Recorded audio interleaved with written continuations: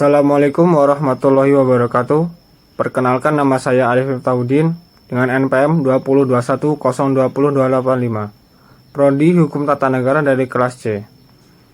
Berikan saya di sini kesempatan untuk menjelaskan instrumen dalam filsafat hukum Islam untuk memenuhi tugas kelima dari Bapak Hervin Yogi Pradikta dengan mata kuliah Filsafat Hukum Islam. Di sini saya akan menjelaskan pengertian filsafat hukum Islam. Filsafat dalam Dictionary of Philosophy berasal dari dua kata, yakni philos dan sophia. Philos artinya cinta, sedangkan sophia artinya kebijaksanaan. Philosophy as love of wisdom, filsafat sebagai pemikiran mendalam melalui cinta dalam kebijakan. Filsafat hukum adalah pengetahuan tentang pemikiran mendalam, sistematis, logis, dan radikal tentang berbagai aturan yang berlaku dalam kehidupan manusia, baik aturan bermasyarakat maupun aturan bernegara. Filsafat hukum Islam adalah pengetahuan tentang hakikat, rahasia, dan tujuan hukum yang baik dan menyangkut materinya, maupun proses penetapan atau filsafat yang digunakan untuk memancarkan, menguatkan, dan memelihara hukum Islam, sehingga sesuai dengan maksud dan tujuan Allah menetapkan di muka bumi, yaitu untuk mensejahterakan umat manusia di seluruhnya. Kemudian pengertian syariah dan fikih serta ciri-cirinya. Makna harfiah syariah adalah jalan menuju sumber kehidupan. Syariat adalah rujukan tindakan-tindakan umat Islam dalam beragam yang erat hubungannya dengan masalah akidah, ibadah, dan muamalah. Secara etimologi, syariah berasal dari bahasa Arab syara, yashrau, syaran, wa asyariatan, yang berarti jalan ke tempat air. Kata ini kemudian dikonotasikan oleh bangsa Arab dengan jalan yang lurus, yang harus dituntun. Sedangkan menurut terminologi, syariat berarti jalan yang diterapkan Tuhan, yang membuat manusia harus mengarahkan hidupnya untuk mewujudkan kehendak Tuhan, agar hidupnya bahagia di dunia dan di akhirat. Kemudian ciri-ciri syariat berpusat pada asas-asas sebagai berikut. Yang pertama, ketuhanan. Kedua, universal. Ketiga, menyeluruh. Keempat, asli dan abadi.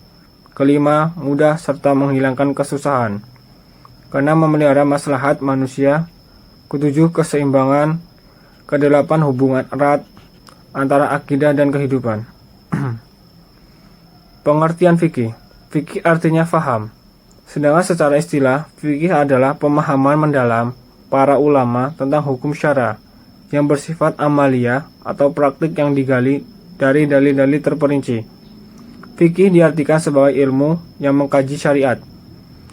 Secara sistematis, kata fikih bermakna faham, al-asyafa, al-adakikah, ataupun faham yang mendalam.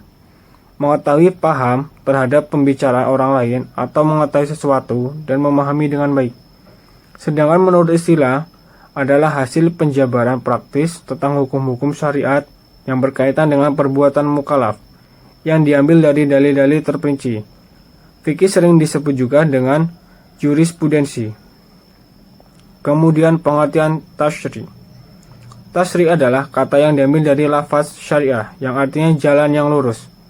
Secara terminologi, tasyri oleh para fuqaha diartikan sebagai hukum-hukum yang ditetapkan oleh Allah bagi hamba-hambanya yang diungkapkan melalui perantara Rasulullah SAW agar manusia melaksanakan hukum-hukum tersebut atas dasar keimanan, baik hukum yang berpautan dengan perbuatan badaniah maupun manusia yang berkaitan dengan masalah akidah, akhlak, dan budi pekerti. Syariah dalam pengertian itu dipetik kata tasyri yang artinya menciptakan undang-undang dan membuat akidah-akidah. Tasyri dalam pengertian tersebut adalah membuat undang-undang, baik undang-undang yang dibuat bersumber dari ajaran agama yang disebut dengan tasyri samawi maupun dari perbuatan manusia, dan apabila pikirannya yang dinamakan dengan tasyri wadi.